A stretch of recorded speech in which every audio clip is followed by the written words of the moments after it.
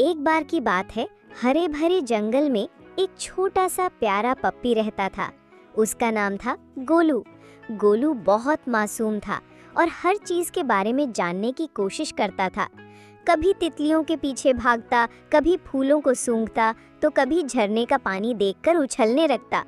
जंगल के सारे जानवर गोलू को बहुत प्यार करते थे, लेकिन एक दिन खेलते खेलते गोलू अपनी राह भूल गया और जंगल के गहरे हिस्से में पहुंच गया।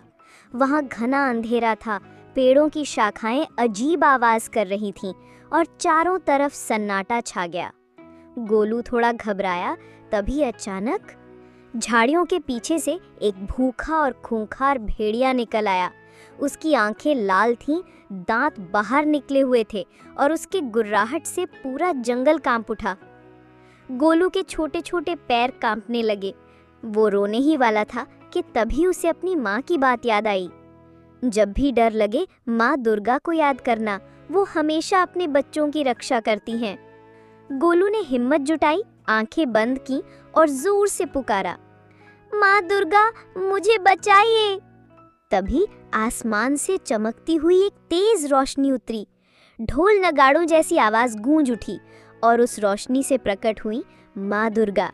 उनके 10 हाथों में अलग अलग शस्त्र चमक रहे थे, लेकिन चेहरे पर माँ का स्नेह झलक रहा था। भेड़िया कांप गया और जमीन पर गिरकर बोला, हे माँ, मुझे माफ कर दो, मैं भूख से पागल हो गया था, अब कभी किसी को नुकसान नहीं पहुंचाऊंगा। माँ दुर्गा ने मुस्कुराकर कहा, गलती हर किसी से होती है, लेकिन उसे मान लेना सबसे बड़ा साहस है। उन्होंने भेड़िए के सिर पर हाथ फेरा और गोलू को गोद में ले लिया। गोलू की पूंछ खुशी से हिलने लगी। उस दिन के बाद भेड़िए और गोलू में गहरी दोस्ती हो गई। दोनों मिलकर खेलते, फल तोड़ते और नदी किनारे छुपन छुपाई खेलते। धीरे धीरे पूरे जंगल में ये बात फैल गई कि माँ दुर्गा ने गोलू और भेड़िए को आशीर्वाद दिया है।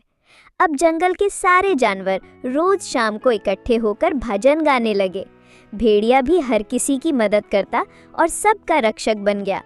गोलू और भेड़िया जब भी साथ चलते तो सारे जानवर कहते, देखो, दोस्ती और विश्वास का चमत्कार। और माँ दुर्गा आसमान से मुस्कुराकर देखती